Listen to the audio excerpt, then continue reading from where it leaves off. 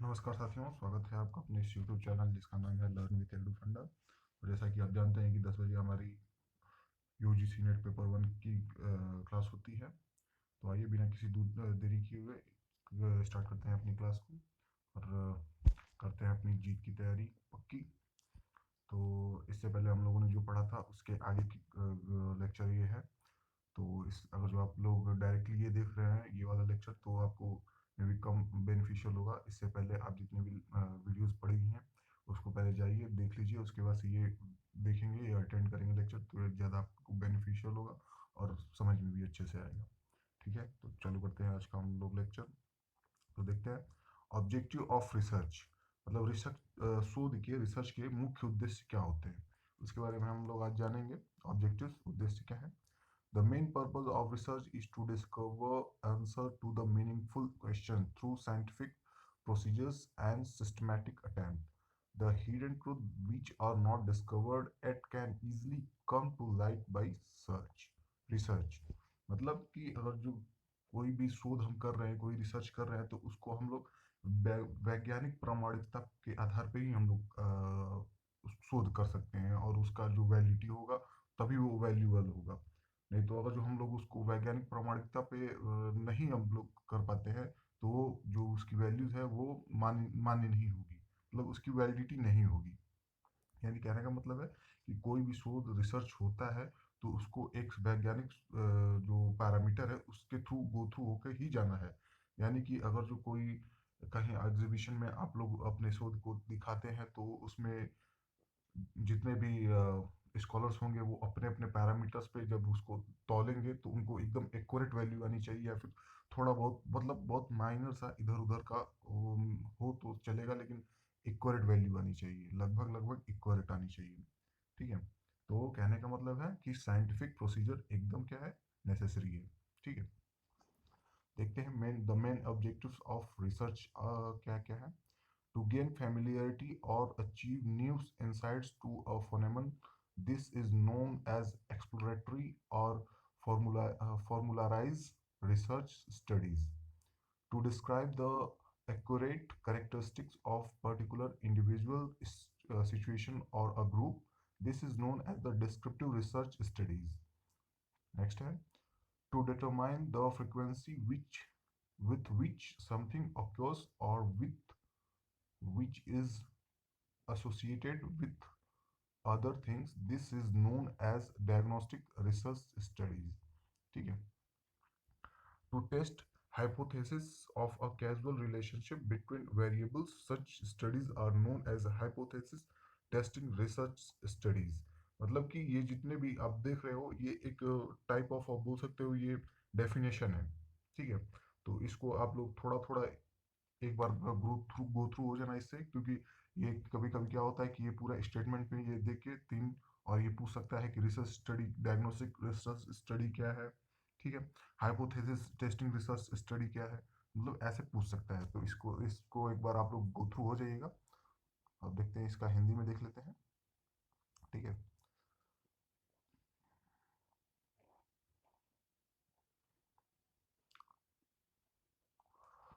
शोध का मुख्य उद्देश्य, जैसे मैंने बताया शोध का मुख्य उद्देश्य क्या होना चाहिए। शोध का मुख्य उद्देश्य वैज्ञानिक प्रक्रिया और व्यवस्थित प्रयास के माध्यम से सार्थक प्रश्नों के उत्तर खोजना है। छिपे हुए सत्य जो अभी तक खोजे नहीं गए हैं शोध से आसानी से सामने आ सकते हैं। ठीक है, नेक्स्ट, अनुसंधान के मुख्य उद्देश्य क्या है। यानी जैसे मैंने आपको पहले बताया शोध का जो मुख्य उद्देश्य है वैज्ञानिक प्रक्रियाओं और व्यवस्थित प्रयास से, प्रक्रिया मतलब वही जो वैज्ञानिक सिस्टमेटिक है, जो साइंटिफिक पैरामीटर है उसके गो थ्रू होकर ही हम किसी चीज़ को खोज या उसमें से सुधार कर सकते हैं। ठीक है, अगर जो उसमें वैज्ञानिकता में थोड़ी सी भी दिक्कत होगी, उसके वैल्यूज में थोड़ी सी भी दिक्कत होगी, तो जो हम लोग एक्सपेक्टेड रिजल्ट है वो हम लोग को नहीं मिलेगा। तो इसके लिए हम लोगों को क्या करना चाहिए, क्या करना है कि मतलब हमारा जो शोध है वो एकदम ही वैज्ञानिकता पे आधारित हो। ठीक है, मतलब हर सारे जितने भी क्वेश्चन है वो सारे हमें मिले अच्छे से और उसका आंसर भी मिले। ठीक है, नेक्स्ट है देख लेते हैं।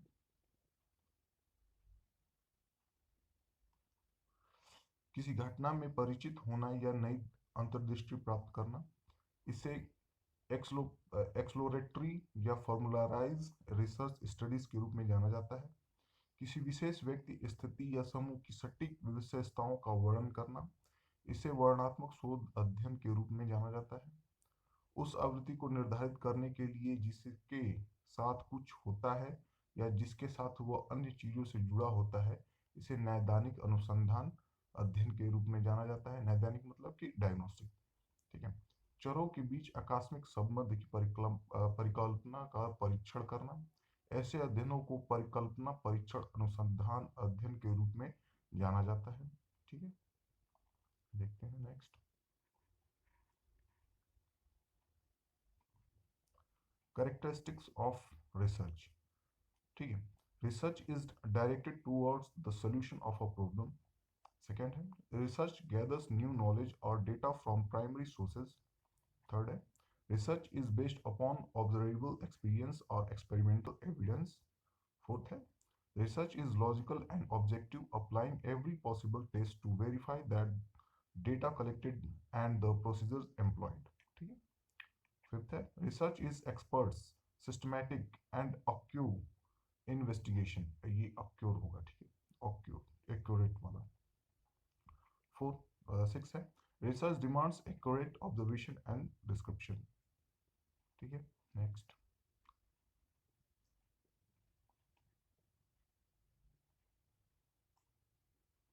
सेवेंथ है, research requires patience and courage. The researcher should courageously face the unpleasant consequences of his finding, if any.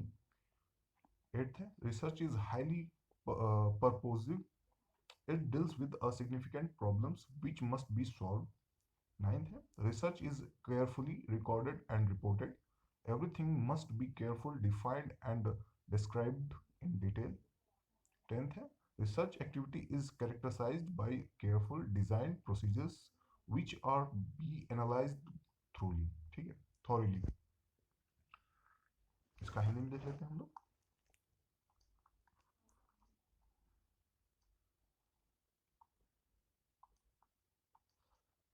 अनुसंधान किसी समस्या के समाधान की दिशा में निर्देशित होता है। सेकंड है, अनुसंधान प्राथमिक स्रोतों से नया ज्ञान या डेटा एकत्र करता है। ठीक है। थर्ड है, अनुसंधान अवलोकन योग्य अनुभव या प्रायोगिक साक्ष्य पर आधारित है।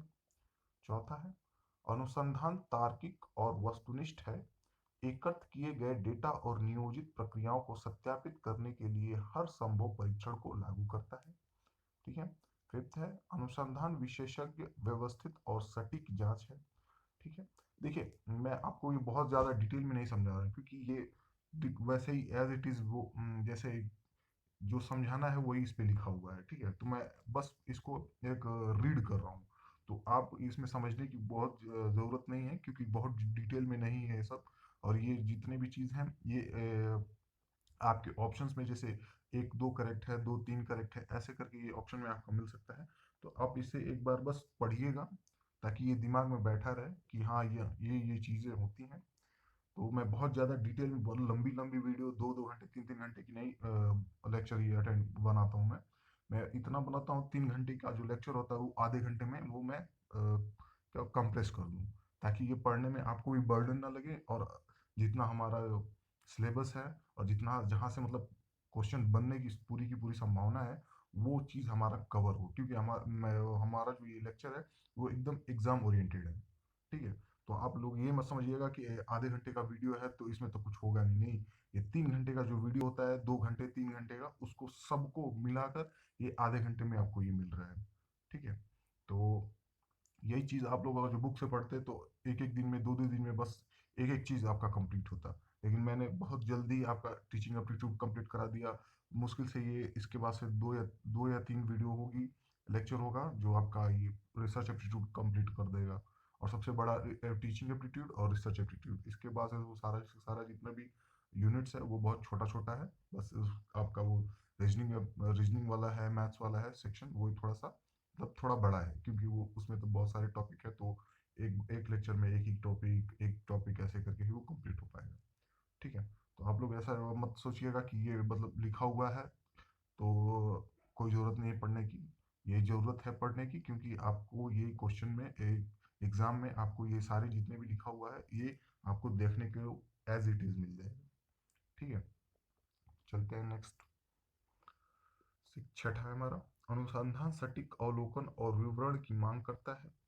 सातवां है, अनुसंधान के लिए धैर्य और साहस की आवश्यकता है। शोधकर्ता को अपनी खोज के अप्रिय परिणामों यदि कोई हो का साहसपूर्ण सामना करना चाहिए।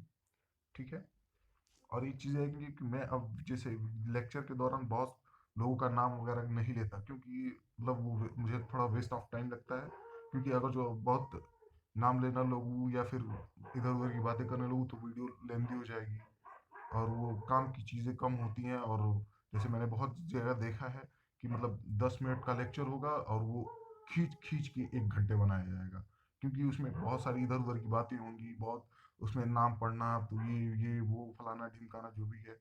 लेकिन मैं जैसे एक लेक्चर शुरू होता है तो वो लेक्चर पे ही खत्म हुआ, क्योंकि मैं इधर उधर की बातें नहीं करता हूँ, किसी का नाम वगैरह जिनकी क्वेरीज होती है जो मुझे लगता है कि हाँ ये वैल्यू वैल्यू कवरेज है, तो मैं खुद ही उसको रिप्लाई कर देता हूँ या फिर मैं कमेंट में बता देता हूँ। ठीक है, चलिए देखते हैं। एट्थ है, अनुसंधान अत्यधिक उद्देश्यपूर्ण है। यह एक महत्वपूर्ण समस्या से संबंधित है जिसे हल किया जाना चाहिए। ठीक है,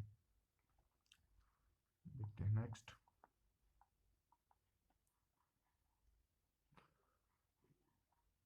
नाइन्थ है, अनुसंधान को सावधानी पूर्वक रिकॉर्ड किया जाता है और रिपोर्ट किया जाता है। सब कुछ सावधानी पूर्वक परिभाषित और विस्तार से वर्णित किया जाना चाहिए। टेंथ है, अनुसंधान गतिविधि को सावधानी पूर्वक तैयार की गई प्रक्रियाओं की विशेषता है जिनकी पूरी तरह से विश्लेषण किया जाना चाहिए। ठीक है, वन है वस्तुनिष्ठ ऑब्जेक्टिविटी। यह अनुसंधान का सबसे महत्वपूर्ण पहलू है, बाकी गुण इससे संबंधित है। सबसे पहले हम वस्तुनिष्ठता को समझ लें।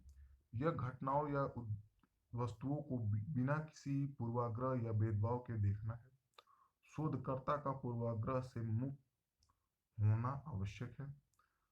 वह दूसरों के विचारों का सम्मान करे, परंतु साक्ष्यों के भली भांति परीक्षण और सत्यापन के बाद अनुसंधान प्रक्रिया एवं उसके परिणाम शोधकर्ता की स्वयं की उपस्थिति, व्यवहार और दृष्टिकोण से प्रभावित नहीं होने चाहिए। यह आशय सामाजिक विषयों में और भी अधिक महत्वपूर्ण हो जाती है। उदाहरणतः यदि एक शहरी मूल का व्यक्ति किसी ग्रामीण विषय पर शोध करता है, तो अतीत में उसका किसी ग्रामीण व्यक्ति के साथ अच्छा या बुरा अनुभव उस शोध को प्रभावित न करे। पूर्वाग्रह से बचने के लिए अनुसंधान विधियों की गंभीर जांच आवश्यक है। मतलब कहने का मतलब है कि अगर जो वस्तुनिष्ठ जो है ऑब्जेक्टिविटी है जो, उसमें किसी शोधकर्ता को अपने व्यक्तिगत विचार को उसमें नहीं शामिल करना है। जैसे कि इसमें जैसे एग्जाम्पल दिया है कि कोई व्यक्ति है जो किसी ग्रामीण परिवेश पे किसी व्यक्ति पे किसी ग्रामीण विषय पे वो शोध कर रहा है, तो किसी किसी मतलब पहले मतलब भूतपूर्व में किसी व्यक्ति से उसका झगड़ा हुआ हो या फिर उससे उसकी मित्रता हो, अब दुश्मनी में बदल गई हो, तो उन सभी छवियों को वो अपने जो शोध का विषय है उसमें वो नहीं लाएगा, क्योंकि वो चीज जैसे उसमें लाएगा तो वो जो निष्पक्ष शोध नहीं हो पाएगी। ठीक है, यानी कहने का मतलब है कि एकदम मतलब न्यूट्रल होके, जैसे जितने भी वैज्ञानिक हैं, वैज्ञानिक सिद्धांत हैं, उनको आपको नजरअंदाज नहीं करना है, लेकिन अपने पॉइंट ऑफ व्यू को भी उसमें नहीं रखना है कि मतलब जैसे अपने व्यक्तिगत विचार, जो चीज फैक्ट है वही रखना है। यानी कि एकदम न्यूट्रल होके मतलब जितना सही है उतना लिखना है, जितना गलत है उतना लिखना है, मतलब हर चीज कंबाइन करके उस पर लिखना हुआ है। लेकिन आपको अपना क्या व्यक्तिगत जो व्यक्तिगत आपका निर्णय होता है वो उस पर नहीं थोपना है। ठीक है, चलिए नेक्स्ट देखते हैं।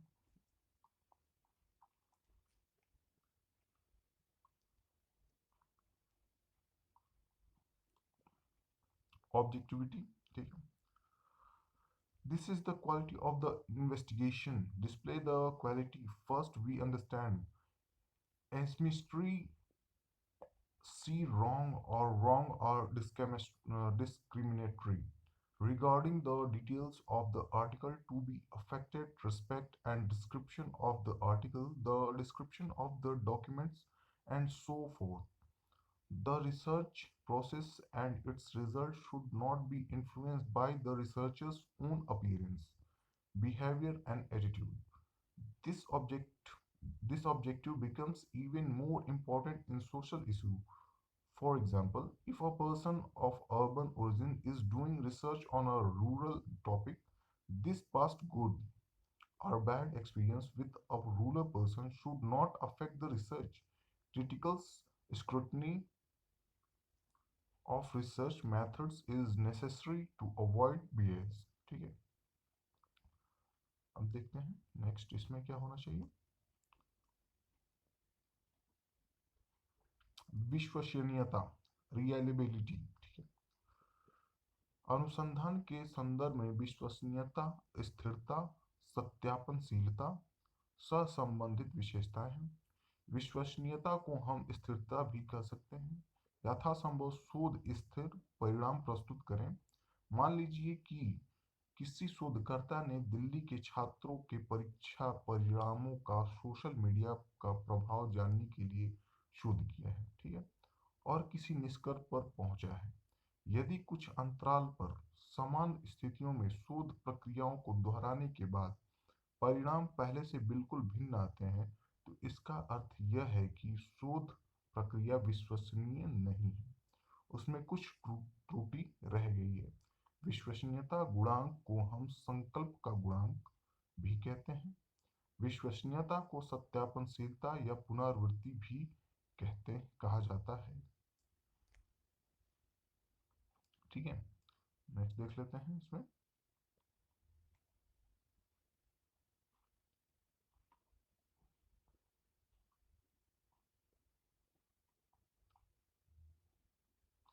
रिलायबिलिटी, ठीक है, consistency and verifiability are related characteristics in the context of research. We can also call reliability as consistency as far as possible. Research parents consistent result. Suppose a researcher did research to find out the effect of social media on the examination result of students of Delhi and come to conclusion. If after repeating the research process in the same condition at intervals, the results are completely different than before, it means that the research process is not reliable. There is some error in it. We also call the reliability confidence and confidence of determination. Reliability is also called verifiability और repeatability। ठीक है, next देख लेते हैं।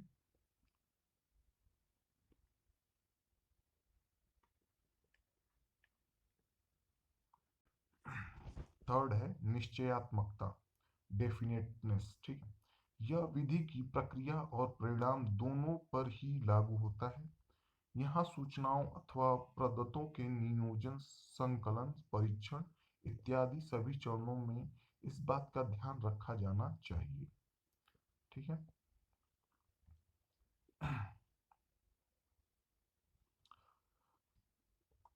Same इसका English देख लेते हैं, इंग्लिश ट्रांसलेशन में। डेफिनेटनेस, ठीक है, this applies to both the process and the result of the method. Here this should be taken care of at all stage of planning, completion, testing, etc. of information or data। वैधता, validity, यह भी विश्वसनीयता से संबंधित है। वैधता का अर्थ है कि अनुसंधान किसी भी वस्तुनिष्ठ और व्यवस्थित त्रुटि से मुक्त होना चाहिए। अनुसंधान के संदर्भ में वैधता मुख्य रूप से प्रक्रियाओं, अनुसंधान उपकरणों, परीक्षण आदि की यथार्थता से संबंधित है। इसको सुनिश्चित करने का अर्थ है कि अनुसंधान सही दिशा में अग्रसर है। शोध में वैधता का होना इसलिए भी आवश्यक है क्योंकि शोध में हम समय, धन और अन्य स्रोत का निवेश करते हैं। यानी कि आप शोध कर रहे हो और उसकी वैलिडिटी बढ़ती जा रही है, वैधता आ रही है, तो यानी आपका जो एफर्ट लग रहा है वो आप जान जाओ कि हाँ मैं मतलब वो आपका एफर्ट काम आ रहा है। ठीक है, उसकी वैलिडिटी वैधता का यही एक मानक होता है कि आपको उसमें से जितने प्रॉब्लम्स आएंगे तो वो आपको सोल्यूशंस भी मिलते जाएंगे। ठीक है, और यही लगता है कि हाँ आपका जो रिसर्च है वो सही, उसका डायरेक्शन सही है, वो सही दिशा में अग्रसर है। ठीक है, क्योंकि आप अगर जो गलती होगी तो आप देख सकते हो कि उसमें आपका समय भी सबसे कीमती होता है, समय लग रहा है, प्लस उसमें आपके पैसे लग रहे हैं, जितने भी स्रोत हैं वो लग रहे हैं। ठीक है, देख लेते हैं इसको इंग्लिश में। Validity also related to reliability. Validity means that the research should be free from any object and systematic error. Validity in the context of research is mainly concerned with the accuracy of procedures, research instruments, tests, etc. This means ensuring that research is headed in the right direction.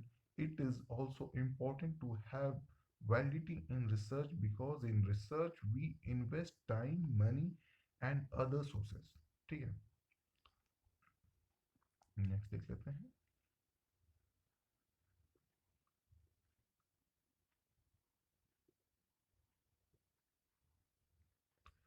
साधारणतया वैधता को विश्वसनीयता की तुलना में अधिक महत्वपूर्ण माना जाता है। ठीक है, इस अनुसंधान के लिए जरूरी है कि अवधारणाओं को यथासंभव सही ढंग से परिभाषित किया जाए ताकि उनके मापन के दौरान कोई त्रुटि न रह जाए।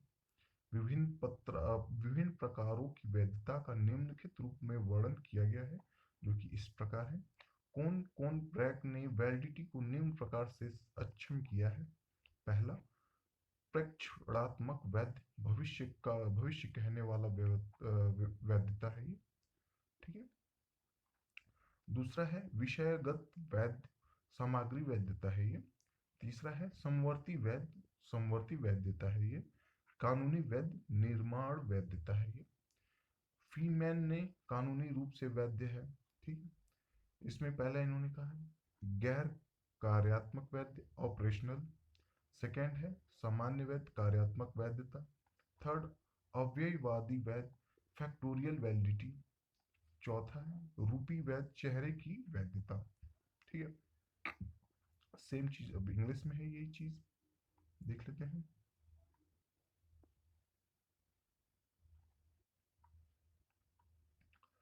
कौन has disabled validity as follows: observation validity, ठीक है। सेकंड है subjective validity। थर्ड है concurrent validity। फोर्थ है legal validity। और free men are legally valid in non-functional, normal validity, factorial validity, form valid। ठीक है, अनास्ति ने स्वस्थ, रूपी वैध, विषयगत वैध, अव्ययवादी वैध, अनुभाविक वैध, अनास्तासी, healed, from valid, subjective valid, factorial valid, empirical valid।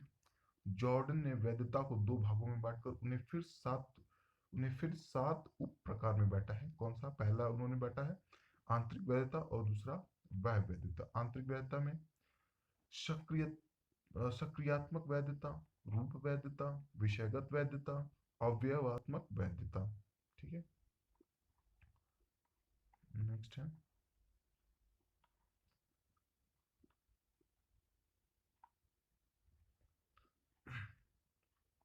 बाह्य वैधता में पूर्व कथनात्मक वैधता, संरचनात्मक वैधता, समवर्ती वैधता।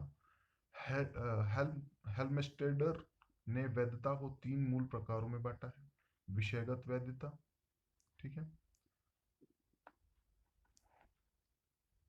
अनुभाविक वैधता, अन्वय वैधता। ठीक है, अब देखिए टाइप्स ऑफ वैलिडिटी का ये मैं एक चार्ट है, इससे आप लोग समझ सकते हैं। ठीक है, तो एक बार इसको अच्छे से आप लोग देख लीजिएगा, ये इंपॉर्टेंट है। चलिए देखते हैं शुद्धता या यथार्थता। इसमें देख लेते हैं क्या इसमें बोल रहे हैं।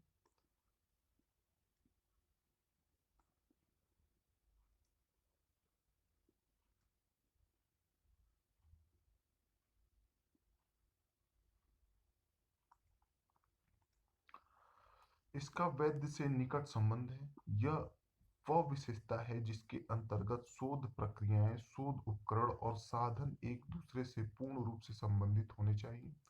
शुद्धता को तभी मापा जा सकता है यदि अनुसंधान साधनों का यथासंभव उचित ढंग से चयन किया गया हो। शोध प्रक्रिया के हर चरण का कड़ा परीक्षण किया जाना चाहिए। ठीक है।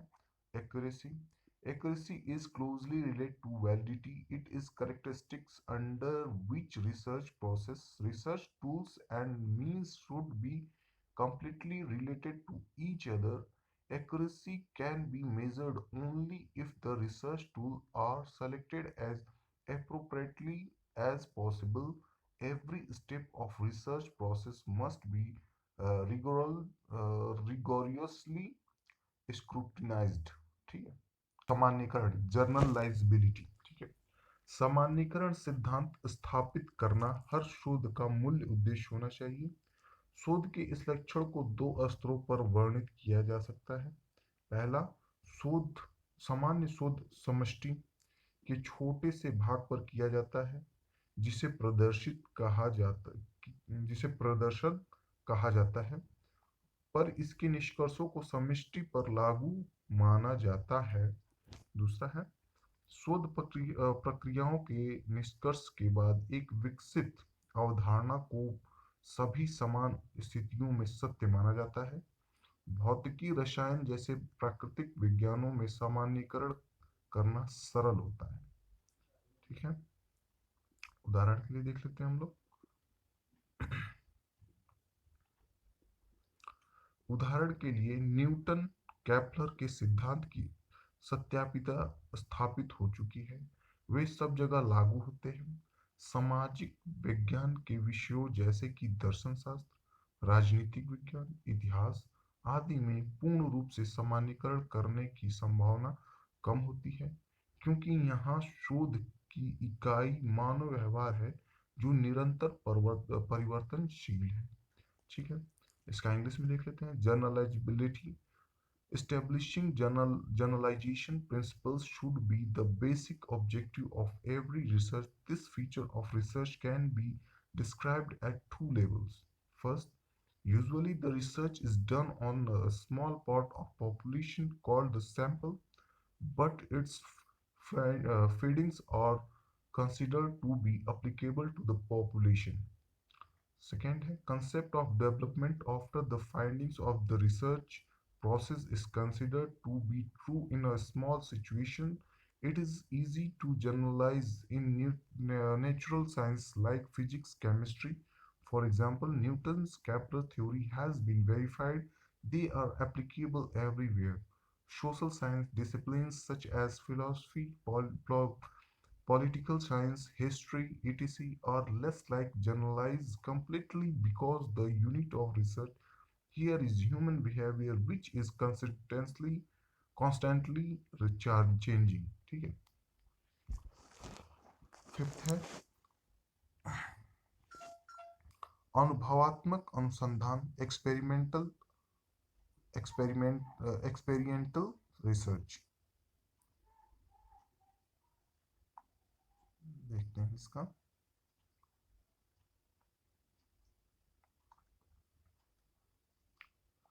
अनुसंधान वास्तविक स्थिति के एक या अधिक पहलुओं पर होता है तथा प्रत्यक्ष अनुभव या शोधकर्ता द्वारा किए गए अवलोकन पर आधारित है। छठा, कार्य कारण संबंध की महत्ता। विज्ञान यह कल्पना करके चलता है कि वर्तमान में जो घट रहा है उसके पीछे कुछ कारण विद्यमान है और भविष्य में भी जो होगा उसके पीछे कुछ कारण होंगे। ठीक है। सातवां है, अनुसंधान चक्रीय होता है। शोध एक चक्रीय प्रक्रिया है, क्योंकि यह एक समस्या के साथ शुरू होता है एवं समस्या के साथ ही समाप्त भी। हम एक समस्या का समाधान ढूंढते हैं, लेकिन तब तक उसे संबंधित कोई और समस्या सामने आ सकती है। फिर शोध द्वारा उसका निदान किया जाता है। ठीक है। यह प्रक्रिया निरंतर चलती रहती है। मानव सभ्यता का विकास भी इन सतत प्रयासों पर निर्भर करता है। 18 है तार्किक। इसका तात्पर्य है कि अनुसंधान तार्किक विचार के नियमों द्वारा निर्देशित है। इसका इंग्लिश में देख लेते हैं। Experiential research. Research is done on the one more aspects of a real situation and is based on direct experiences of or observation made by the researcher. 6 है significance of cause relationship. Science works by imagination that whatever is happening in the present, there is some reason behind it, and whatever will happen in future also there will be some reason behind it. ठीक है। 7th है research is circular. Research is a cycle process because it starts with a problem and ends with a problem.